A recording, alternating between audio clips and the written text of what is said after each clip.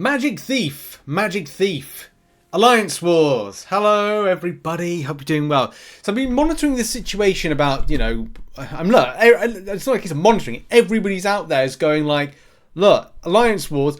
What were Kabam thinking with the Magic Thief tactic? It's definitely something that's kind of like drawn a lot of talk and stuff, and that's something that I've been kind of like just gathering info, as well as like content creators have been saying stuff to Kabam, and look, we'll kind of follow on number one. What's the issue? What's the problem?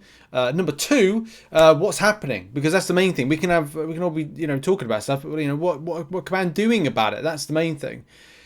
So Kabam recently have put in these kind of like defense tactics, Magic Thief, and they're interacting like crazy with. It reminds me of that time. Do you remember? Oh, was it Prowess or something?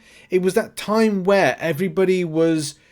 Like a power prowess or something like that, where champions just it seems exactly the same really. The people were fielding champions that were just ramping up as soon as they got a prowess buff. It's like a boom SP3 and you're dead, like kind of like the situation. Do you remember that? You probably do. But this is slightly different. I think it's all around here, which is we'll just read out really and then take it from there. There's different types of Magic Thief, but defenders gain a stackable indestructible passive every 5 seconds or when their attack is dodged, evaded or missed. Not helpful, especially for the likes of myself on my route. I know I had a very annoying Kitty Pryde to go up against, which was annoying. The timer is paused during the defender's specials as long as the indestructible passive is on the defender. They gain 5% of a bar of power when hitting the attacker's block. One indestructible passive is removed whenever the attacker's well-timed blocks. These effects cannot be affected by ability accuracy. Look, at that point, I kind of read it through. Sometimes I don't really read the notes that Kabam put out as new ones, mainly because I just find Alliance Wars a bit boring and repetitive. But look, we've got to do it because of the rewards. Effectively, it's like you can't just say to your Alliance leader, do you know what? I'm not going to do Alliance Wars. You guys have a bit. You got to do it. You got to do it. But here's the thing: this can get really annoying. And there was definite calls as soon as the 2nd of March. So this is not new, by the way. This isn't new. It's a case of like, I would have covered it earlier, but I wanted to monitor the situation. And also I wanted to find out when Kabam are going to answer against this. Because you look at that placement bug that alliance, those set of alliances have faced, still haven't been answered against. Still haven't been told how they're going to be compensated. They weren't able to field. They weren't able to field like placement for doing Alliance War season, and you don't know whether or not it's going to be affected for this upcoming season. But in any case, I digress. We'll talk about that in the MCN tomorrow. So just let's read a few things before kind of like going through it. Of course, defense tactic is literally impossible. You cannot deck specials or they gain indestructible, which is kind of. Reminds me a bit of the Serpent. You can't block specials or they gain 15% of a bar of power. It's better off to just let yourself die and start again over trying to remove these indestructible passives. So yeah, it's pretty much making it where it just goes against like the whole ecosystem of the game. It's like turning Alliance War seasons into endgame content, or sorry, Everest content, which Kabam have referred to it. Only passive prowess take away the indestructible. If the opponent wins more than one indestructible, the game is over. Never remove again. The prowess from attack tactics aren't removing the indestructible. So yeah, okay, that's the attack tactic is going to be is of course the main way to kind of deal with that. What is the attack tactic? Attack tactic is this one, which is X Magica. Well-timed blocks grant them an indefinite 2% prowess passive max stack of... Is that right? Max Thief. They pause their indestructible timer for 0.5 seconds when Magic Thief defenders activate an indestructible passive. Blah, blah, blah, blah, blah, blah, blah. Like, in a nutshell, it's like you have to use X Magica champions. I'm pretty certain I used an attack X Magica champion and it just wasn't working correctly. So I don't know. Like this, it's yeah. I'm pretty certain that one of the champions was actually on the list of the ones that was mentioned. It was just like, fine, whatever. Kabam, yeah. It's beyond ridiculous that this could be tested and improved. Yeah.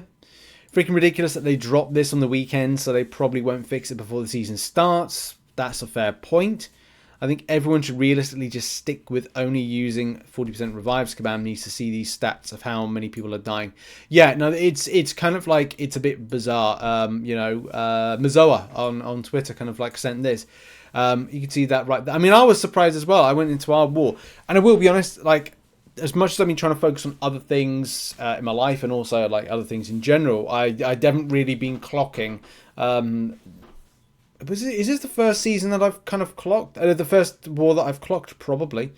Yeah, and it was kind of like, it was surprising to see so many deaths. 324 deaths. Look, off seasons do have a high death ratio, mainly because people are burnt out. They don't want to overthink stuff. They want to experiment with champions, and a lot of time experimentation works and doesn't work. 60% of the time it works every time. But obviously people turn up a lot more for Alliance War seasons as opposed to, they're just general, the thing with that. But look, it's not been good. I do share with everybody the whole situation with this. That's Spanish. That's Spanish. I'm not very good with Spanish. There's a lot going on in the top here. There's a lot going on, and it's just not good at all. Okay. To be honest, it feels like the devs who develop global nodes aren't aware of game dynamics lately. Constructively speaking, it seems that when a new global is designed, champs, abilities, and pre-existing nodes aren't taken into account. That's a fair point.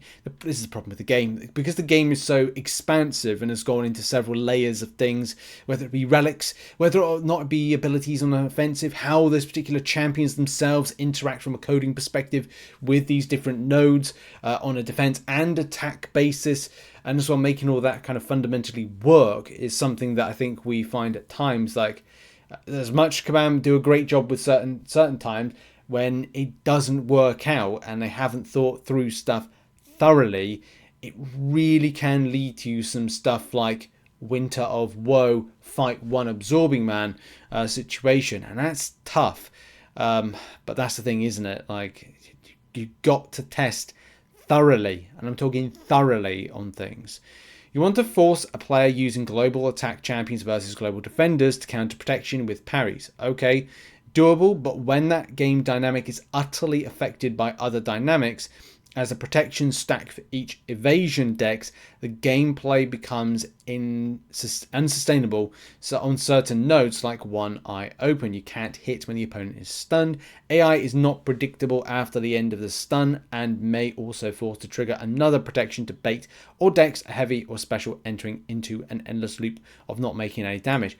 That is perfectly articulated to a way that I love seeing when someone kind of goes down this route with it. Prowess unblockable nodes force you to either dex specials or tank damage. Now you guys develop the game, how much a champion with an X health pool can tank these, or worse, seeing the attack pool that doesn't really counter unblockable abilities. How is a player supposed to get in a situation where the opponent is unblockable for the rest of the fight, has multiple protections, or even just one? Basically, binding a multiple protection dynamic, having parry as an only counter would work in content without other variables and with matching nodes. Before developing a global and picking defenders attackers pools, you guys should be more thoughtful about other interactions. I understand you want to make things harder and increase the game dynamics, but don't forget about the ones you developed earlier. Make sure at least that the game stays playable. We went from a node where you left chunks of health over tanking damage, cause most specials were almost unevadable, to a node where you just leave champs up because you make no damage. You can do better. So there you go. A very well articulated point right there. Oh god, it is the return, isn't it, of kind of like him. I think it was like before Kingpin was like an equally kind of annoying defender for this. It was Kingpin, wasn't it? That when they had this kind of like prowess power thing, that it just like overclocked. It was just so weird. But yeah, look, I've gone on and off and kind of brought people up to speed if you are familiar with this one, and kind of looking at why is everyone dying. Everyone's got great points, by the way. I'm not including people. I just want to get to the point right here where Kabam have, to a degree, acknowledged it, and that's the main thing. So there's the TLDR. We covered that. Now, what are Kabam going to do about it? Well, this is as follows. This is as of within the last hour. We've been aware and monitoring the situation. We hear concerns. The game team has devised a plan to address concerns around the restrictiveness of the meta and its impact on Alliance Wars. We have thorough communications and planning laid out for you all soon. We're aiming for tomorrow. So tomorrow we'll hear back about what they're doing. Please maintain your own expectations in this short wait. So yeah, don't jump to any conclusions, and we'll find out tomorrow what Kabam have got to talk about with this. Apologies for the inconvenience and thank you for your patience. So yeah, at least they've acknowledged they're going to do something about it, and yeah, we'll have to kind of like wait to see tomorrow what that is that Kabam plan to do. And as I said, I would have made a video earlier about this, but I've kind of felt that we needed an answer for Kabam to kind of make this kind of like, look, pitchforks with it, I agree, but Kabam need to also answer against, the feedback. And the thing is about feedback is, look, what are you planning to do about it? And we're still at a point where we've got to wait till tomorrow to find out what we're going to do. There's the TLDR. That's what Kabam are going to do. We'll have to wait till tomorrow.